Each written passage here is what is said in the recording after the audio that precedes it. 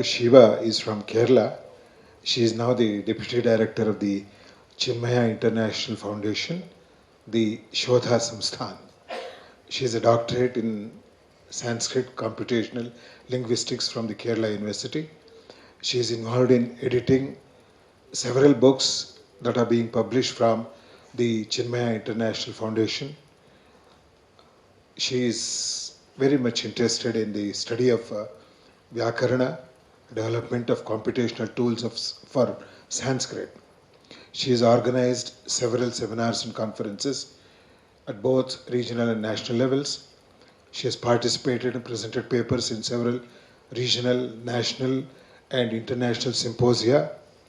One of the first international symposium for computational linguistics was held in Paris, which she has attended. Currently, she is involved in writing a book on the graphical representation of Karaka concepts. Dr. V. Shiba on Vedic concordance for the modern age. Dr. Shiba.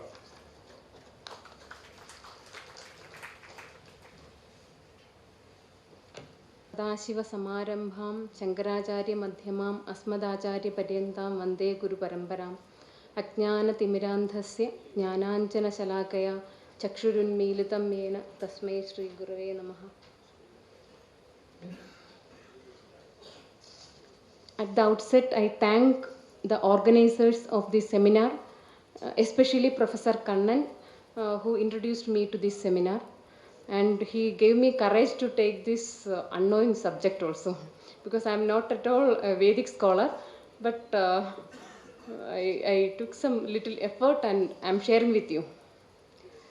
So, next. I am drawing your attention to the following topics. First, I would like to introduce a Vedic concordance for the modern age, especially a Vedic concordance of Maurice Bloomfield. So first I am giving the introduction and what is concordance and what is the use of this, and the concordance of Maurice Bloomfield, and the enlarged electronic version of concordance, and Vaidika Padanikramanika Kosha, and what is the future research and need of the age. Next.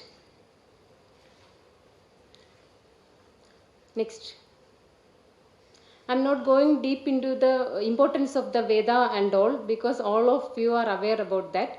We know Vedas are the sacred books of our Indian culture, and Vedas are handed down through generations in the ancient method of learning by the ear, means through Guru Shishya Parampara, by oral tradition. So, Indian tradition of transmitting knowledge orally is on the verge of vanishing. It's very rare to find in this teaching Veda orally as it is in this teaching. And in modern times, when the printing technology came into existence, the Vedic research concentrated on the preservation of Vedic texts through techniques other than the oral tradition. Because of the invention of printing technology, everything got printed and kept for future generation. And now in this age, computer is the greatest invention of the mankind, through which the entire information is available on fingertips. Within a single click, every information is available now. So we have to explore the usages of computer to preserve our tradition. For preserving our Vedas also, we have to explore the power of computer. Next. So what is a concordance? So a concordance is an alphabetical list of principal words used in a book or body or work with their immediate context. It's from Wikipedia. So it's useful for study of literature in terms of a particular word, phrase or theme. Concordance is different from a dictionary. Dictionary also provides the word and its details, but concordance is little bit different. So it will show exactly how often and where a word occurs, its frequency. one could infer how native speakers use the words and how these usages may be limited to specific situation. For example, if we take the words bhrata and sodara, bhrata means people born from same mother, from same mother, and no, bhrata means any brothers. Bhrata and sodara means brothers, but bhrata means any brothers. For example, Kaurava and Pandava are bhradara. But Sodara means they originated from same mother. But from where we will get this information? From concordance we will get this this information because it gives so many instances where it is used. So prayogas are also getting from concordance with its reference. So and also it can compare different usages of the same word. So a same word, a particular word can be used in different contexts. For example, Saindhavam. Saindhavam may have different meanings. So in what context it is used? So these things we will get from a concordance. And can analyze word frequencies. A particular word, how many times it is occurred and all. And can find analysis, phrases and idioms in which meaning it is used. And creating indexes and word lists. These are the usage of concordance. Next, a Vedic concordance of Maurice Bloomfield. So it's a monumental work of the famous Sanskritist Maurice Bloomfield in America. He is a American Sanskritist. It is prepared and published during the years 1892 to 1906. It gives elaborated list of mantras with its references and variants. It gives the list of all the mantras from different books, Brahmanas, Aranyakas and all with its reference, and wherever these variants are occurred, those variants are also he is giving. Next. So it provides comprehensive index of all mantras, means index of first lines of each stanza of the various samhitas, Brahmanas, sutras, etc., which are scattered over diverse volumes have been given. It provides every line of every stanza as well as every prose formula in one single alphabetic arrangement and in the single volume. It's arranged alphabetically. That is the important thing in this concordance. Next, registers the variants of mantras not wholly identical. Mantras which occur single time or appeared in a wholly identical form in two or more texts have been arranged alphabetically. Mantras which are not wholly identical but are alike in their beginning are also arranged in the same manner. Mainly, the concordance deals with primarily an easy and ready means of ascertaining where the given mantra occurs, in which text, in which context, whether it occurs elsewhere, one more existence is there or not, and either with or without variants, what those variants are. This much information we get from the concordance. Key to the liturgical employment of the mantras. The concordance gives not only the places of actual occurrence of a given mantra in the samhitas, but also the place where it is cited in the subsidiary works or on ritual and household custom and alike. It furnishes the key to the liturgical or ritual employment of every mantra as prescribed by the ceremonial books. Clear reference is also given. Virtually a finding index of rites and practices. Tool for future editors and of Vedic texts. It provides a complete assemblage of all the mantras as in the work of constituting Vedic text. The mantras are the most interactable part of the material concerned because they are written in a dialect which differs from the later forms of Sanskrit, was imperfectly understood by the scribes. The concordance will facilitate the establishment of the new text and the revision of some that have been already edited. It is a repertory of the most archaic Hindu prose. The concordance presents the prose mantras as distinguished from the metrical mantras of the Vedic hymns on the one hand and from the rest of the early prose on the other. Next. So, structure of the concordance. So, 119 texts have been drawn upon for contributions to the concordance. The 199 texts are taken for creating this concordance. And the entire texts are listed under the 10 classes. He has divided these texts into 10 different classes. Samhitas, Brahmanas, Aranyakas, Upanishads, Srauda Sutras, Grihya Sutras, Mantra Pathas and related texts, Dharma Sutras, Dharma Shastras and Smritis, Vidhana texts, ancillary texts of the Veda, 4 miscellaneous texts. Like that, he has divided 10 into 10, and he has listed all the works, 19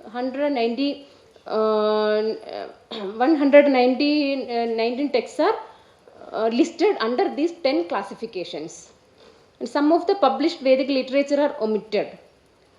He claimed that all published works related to Vedic literature has been included, but some of the texts are seen omitted. And some unpublished texts are also included. Some texts are not published, that also somewhere we get references of that. And classified bibliography of the works cited with abbreviations of their titles, and the detailed bibliography is also given in and abbreviations also provided in an alphabetically. Alphabetic list of the abbreviations, and suktas are split by words using space. He has split the word sukta. He is not giving the suktas as it is. He is giving us words. He split it and given. Next. Elaborated references are provided. For example, Echa, there Rigveda, Mantra, Sukta, and again Mandala, Sukta, and Mantra number. All the details are being given. And variants are. So he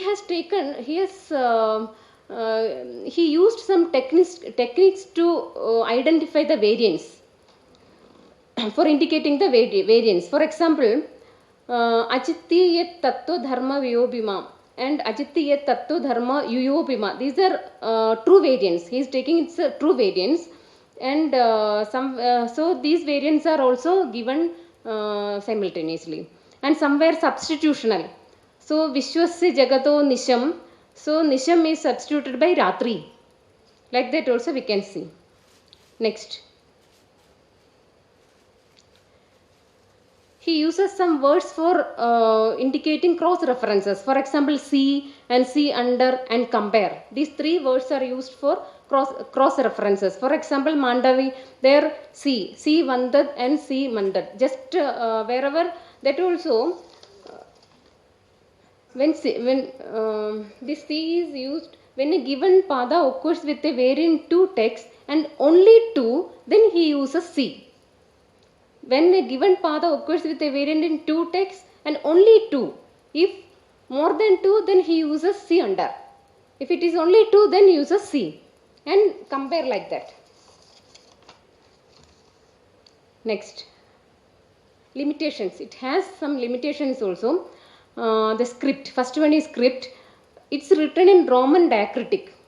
So it's written. He used Roman diacritic. It's not in Devanagari. So an Indic scholar may find difficult to read or search or getting reference. So it's in Roman diacritic, and it is also old diacritic marks. Readability. Some diacritical marks used are not in readable format. For example, the letter Sha. Sha is written as C and some symbol. So it's very difficult because Sha is a frequent word and it comes frequently. So it's very difficult to read. And Western style of Sandhi split. For example, Echa. Echa we split as Et and Cha. But here they use Ech Cha. It may also a normal common Sanskrit reader may find difficult for reading this. Echa, and also Srunotyuktam. Srunotyuktam, Srunoti Uktam. E and U. They write Y only. Srunoti Uktam. And it's a big volume, so its carrying is also difficult. So this is a normal structure of the Bloomfield's Vedic Concordance. Next version is enlarged electronic version of Bloomfield Vedic Concordance. So when a project work was there, they in University of Turin, they have developed enlarged version of. They have taken Bloomfield's concordance and they have enlarged, made this electronic version. They have made electronic version and they have added some more data also. It is made available on web by the Department of Oriental Studies of the University of Turin. A research project undertaken by Marco Franceschini. And it's freely downloadable for Mac and Windows. They have provided for freely downloading option. So some 20,000 mantras have been added to the already available one. So to the already available Bloomfield's concordance, they have added 20,000 mantras more. They have collected other mantras and added. And the new mantras are taken from 6 Vedic texts which were not included in the previous version or were in need of major revision. Wherever revisions are needed, they have incorporated those revisions also, and they have given some marks. Wherever new entries are there, they have given a dot mark and also some hash symbol for separating some information. Some reference and this data is separated using hash mark. And the inner architecture of Bloomfield's work has been preserved. They were very keen to preserve the inner architecture of the Bloomfield's concordance. Next, a Vedic word concordance. It's a Padanukramika, Vedika Padanukramika. It is a multi-volume concordance of the corpus of the Vedic Sanskrit text. This is also a concordance. It's something like a dictionary, and it includes its word-by-word list is given with reference. So it has been under preparation from 1930 and was published in 1965 under the guidance of Vishwabandhu Shastri. So it aims to be a universal vocabulary register of Vedic works with complete textual reference and critical commentary bearing on phonology, accent, etc. The work covers 1,23,000 word bases and 5 lakhs word forms. Word bases, Pratipadikas as well as word forms they have taken. Found in about 400 Vedic and Vedanga texts, including Samhitas, Brahmanas and all. And about 11,000 pages are there in this Vedic Padanukramika, published in 16 parts.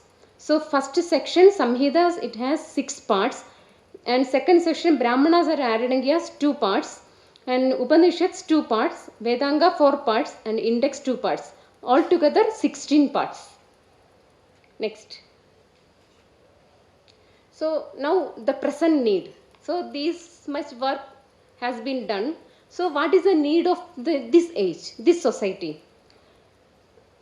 Vedas have a very large database, we know, because different versions of Vedic texts have come and with different variants and different opinions and all. We have a good large database. The 4 Vedas have almost 1,131 branches, but unfortunately around 7 branches are taught among these many branches. So Vedic literature is facing the threat of extinction. If we continue like this, one day it may vanish from our this land. And this literature should be preserved with its phonetic shape. And also now very rare people know to pronounce it with its proper accent. So we have to preserve it with its phonetic shape. So since the human memory is short, the printed forms will help us to preserve the text. So now we have so many things to remember, and we cannot remember all the Vedas as our ancestors would remember. So we have to use the modern technology to preserve the Vedas and related texts. The computers can store and handle large databases. Whether we can scan it and store, or we can key it and store. Anyway, we have to go with the technology also. Next. So the available Devanagari script is used for writing classical Sanskrit as well as Veda. This we know fonts, different fonts are also there. Devanagari script is used. Available fonts generally do not support all the ligatures used in Sanskrit and special characters used therein. Actually, we use these fonts, characters, but Veda should have, for Vedic text we should have some different kind of treatment. Already available fonts we cannot use for them because it has different kinds of swara marks. So for incorporating all these, we should have some other instrument, or we should handle differently. So Unicode is the latest and most reliable character encoding system in Vedic literature, being developed by Unicode Consortium, an international association for all governments. We know we have ISKI and ASCII and all, but these have limitations. So one Unicode Consortium have formed, and they are working for giving a universal solution for all fonts. That is Unicode.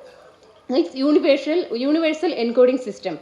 So Unicode once and for all sets a standard for consistent encoding of all the world's languages. It provides a space for each and every language for the world.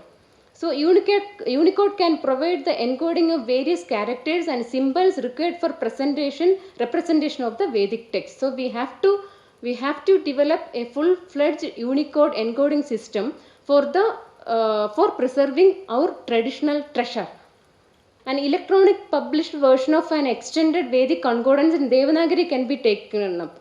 I could not find a single concordance in Devanagari script.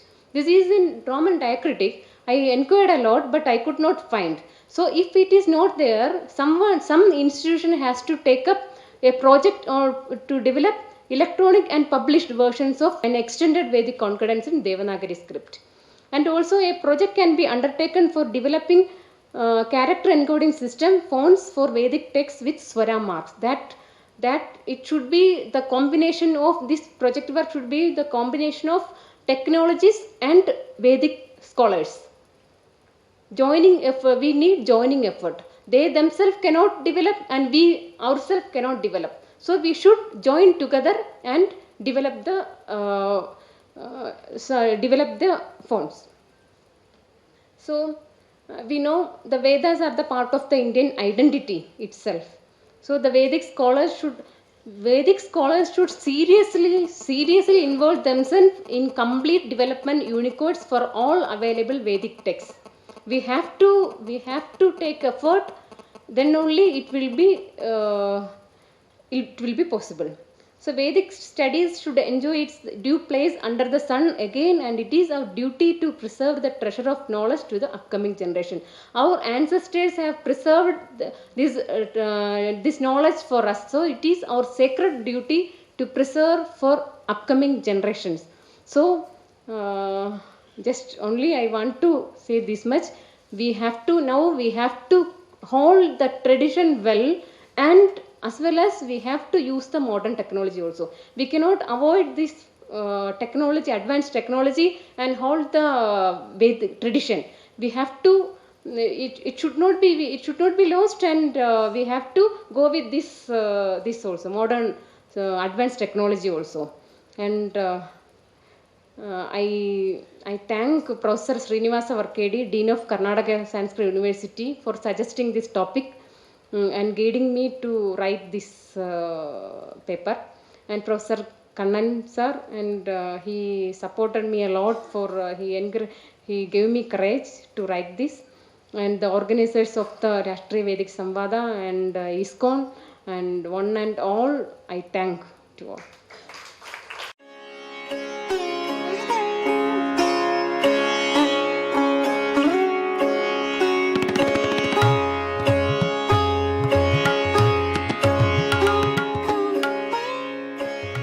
It's my pleasure to speak a few words about the paper presented by Dr. Shiba. The first thing that strikes us that it is very methodical in, first of all, stating the problem. Students of mathematics know that understanding the problem is solving 50% of the problem. So the problem has first to be stated. Now this problem is encountered by scholars primarily. For example, in deciding the meaning of a word, the primary principle, of course, is try to explain the Veda by the Veda. In other words, if you know the usage of a word, particularly in different contexts, you can ascertain the meaning of the word with greater confidence than with the aid of commentaries or literature, because meanings are liable to change. There are words, in fact, in the past few days, I have given one or two examples of how the meanings of Vedic words have changed, and therefore, attestation by usage and verification of the contexts becomes very essential. There are, of course, problems. The Vedic literature presents its own problems. See, for example, I told you that we are separated from the Vedas by several millennia, and therefore there are certain words in the Vedas which are not found in later literature at all, and even in the entire Vedic literature they are found only once. So no concordance can really help such a situation where we cannot ascertain the meaning of the word. Take for example the word bekanata. It doesn't even look like a Sanskrit word. It is there in the Vedas, and it occurs only once in the Veda. And those commentators have attempted, even they are not quite sure. There are a few more words like that, so which are very difficult to handle. Now, the concordance, see, is an idea that ourselves, our own scholars have hit upon. Even the thesaurus is a sort of a concordance, though it is for the vocabulary. So, the Nightu of Yaska was the first thesaurus, and the concept of concordance is largely a Western contribution, and they were among the first to prepare concordances for the Bible. So even on the net you can find concordances for the Bible. One word in the Bible, if it occurs say 100 times or even 1,000 times, you can get it at the touch of a button. So the click of a mouse, you can get so much of information. Now such kind of information is unfortunately not made available to our own texts. So this kind of a concordance is a desideratum for all scholarly work. For a layman, he would only say, oh, give me just, I don't want to go into the details, and I don't even need to know the grammatical construction and so on.